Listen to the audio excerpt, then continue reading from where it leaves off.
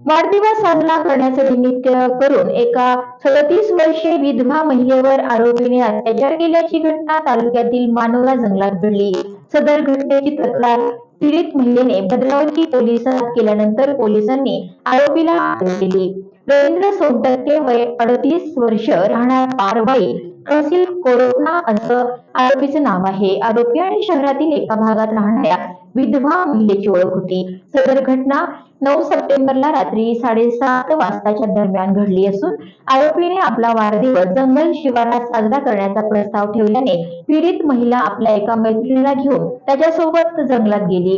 तिथे गेल्यानंतर आरोपीने सदर पीडितेला मारहाण करून तिच्यावर अत्याचार केला।